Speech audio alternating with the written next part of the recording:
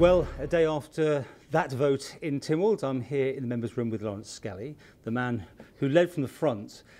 You didn't get any more names? The 9 that were there were the 9 that you got the votes for. Were there any surprises that you didn't get more? I don't think there were any surprises. The vote, I would suggest, was predictable, to be quite honest. But of course, you never know till the day. Whilst the vote might have been predictable, I think the debate was more helpful, more useful, and what we did manage to do by bringing this motion forward, we've had that debate that we should have had years ago, and that is about the future of the health service. Mr Anderson called it brutal. I wasn't there for it all, so I don't know. Would you describe it like that? It was emotional, it was difficult, and there was probably elements that was unpleasant. And sadly, that's the only way it can be, because the minister is the department, therefore it's his name. So it's obviously, he will feel that as personal criticism against him. So, but as I say, we do have to respect the fact that the minister is totally responsible, and that's what we went through. The Chief Minister said to me last week that they were going to vote on block, so by that stage it was all over, wasn't it? It was. Yeah, as I say, I think you can put too much emphasis on the actual vote, whereas the reality was, and I think if you look back at those contributions through that debate, you'll see that there was, I think, overwhelming recognition of the problems, the issues at the Department of Health.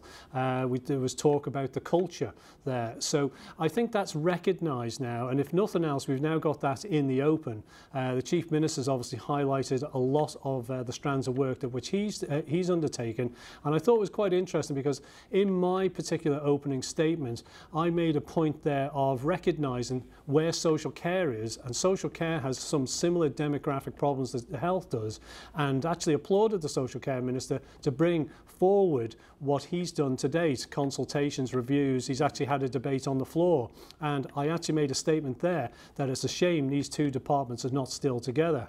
We're reviewing the scope of government at the moment, and there's a big statement from Chief Minister coming up in December, and I'm delighted to hear that Chief Minister is actually going to review this fact of continuing, or rather bringing those two departments together, perhaps as a Department of Health and Wellbeing. So things are looking better, would you say? Are you happy now that you've done this and life goes on, or will anything change? I wouldn't describe it as happy, Paul. It's an unpleasant thing to do, but I think the issues is that difficult that we've got to surmount, and it's going to be a very difficult process to achieve, because we have a sustainable health service.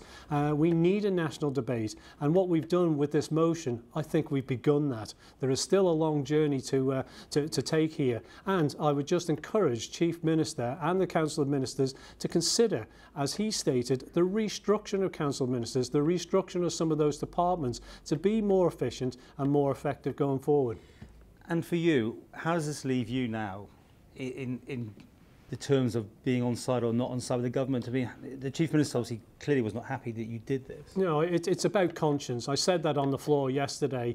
I brought this forward as a conscience issue, and I implored members to vote with their conscience. Now, whether they did or not, they can only answer that themselves. But as I say, there was very clear recognition that we do have problems in this department, and they do need to be addressed. What I'm concerned with is we're nearly halfway through a term, and we're not dealing with the real issue of this department.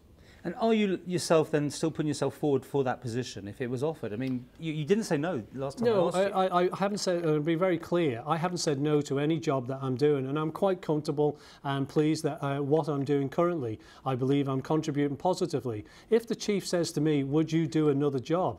I will do it. I don't have any problem at all. I signed up and I was elected to actually contribute positively to this government. I recognise we're in difficult times. I'm not going to shirk a responsibility. I'm going to step up to the plate. And it was you that stepped up. I mean, it was a very strange press conference when I was looking at it there, because all these people signed it, but you were the only one sitting at that table. 2 other people were sitting behind who then went halfway through the meeting, Mr Singer and Mr Cannon.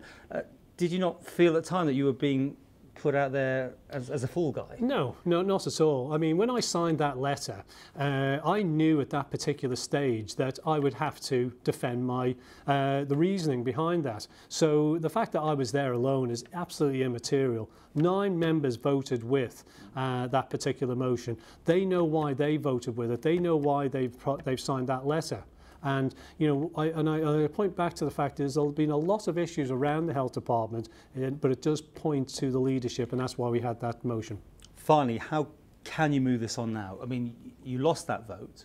Yes. You've now got to work with Mr. Anderson. Clearly, unless there's a reshuffle that moves things around, who knows? But how do you move forward? Well, once more, I would, actually encourage Chief Minister to consider his reshuffle. He's mentioned he's considering his restructuring with Council of Ministers, and as part and parcel of that, I would suggest that he needs to consider very closely and examine the opportunity of creating a Department of Health and Wellbeing. I think there is tremendous opportunity and ability to take forward sustainable policies if this was to happen.